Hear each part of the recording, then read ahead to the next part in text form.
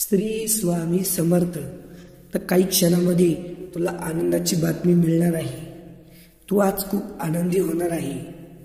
काही क्षणामध्ये तुला या संदेशाद्वारे कुठे ना कुठेतरी स्वामींचं दर्शन होईल आणि तुझ्या जीवनातल्या सर्व काही अडचणी नष्ट होतील.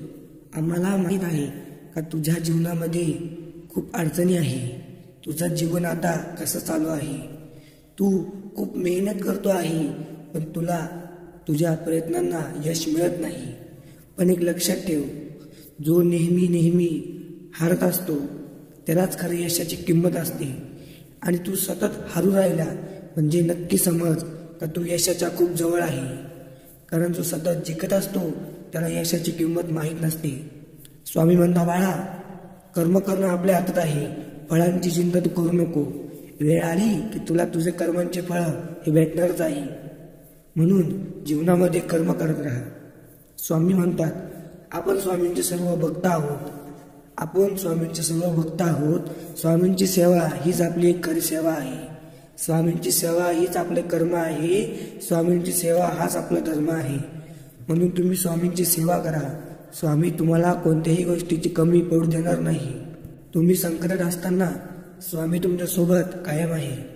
पण तेव्हाच जेव्हा तुम्ही स्वामींवर विश्वास ठेवशाल. जीवनात जर का तुम्हाला यशस्वी व्हायचं असेल तर स्वतःवर विश्वास हा ठेवणं खूप गरजेचं असतं.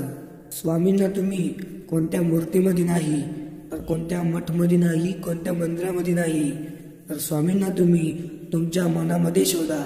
स्वामींना तुम्ही दुसऱ्यांमध्ये शोधा.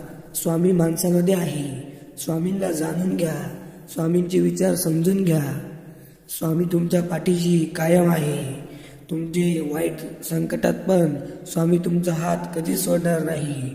कारण की जो स्वामींची मनापासून एका निष्ठेने सेवा करतो, स्वामी त्याला कोणत्याही गोष्टीची कमी पडू देत नाही. स्वामी म्हणतात, बाळा, जो एकनिष्ठेपणाने मेहनत करतो तो नक्की जीवनामध्ये यशस्वी होतो. तुम्ही सतत हारत आहात म्हणजे तुमच्यात काही कमी आहे असं शोधू नका. कारण तुम्हाला खरी यशाची किंमत माहीत आहे. स्वामी म्हणतात, एका प्रयत्नांमध्ये कोणीही यशस्वी होत नाही. वारंवार प्रयत्न करत राहा.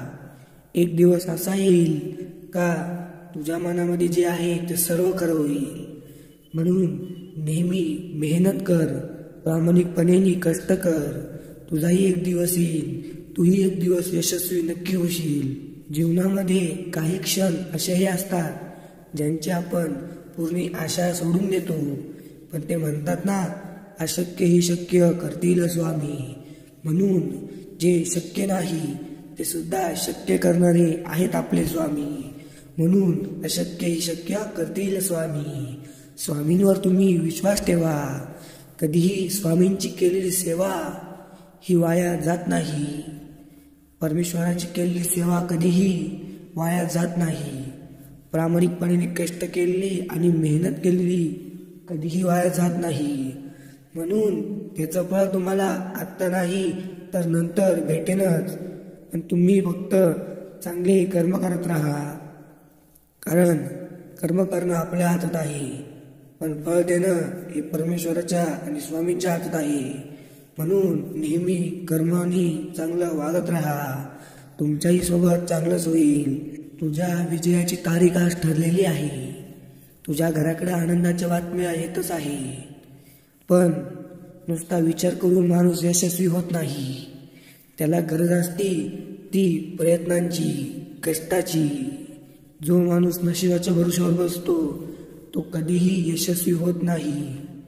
यशस्वी होण्यासाठी मेहनतच करावी लागते. नशिबाच्या भरोश्यावर फक्त जुगार खेळला जातो. बाळांनो, आज विचार केला आणि ते उद्या सर्व खरं झालं असं समजू नका. मेहनत आणि प्रयत्न करण्याशिवाय जीवनात काहीही होत नाही.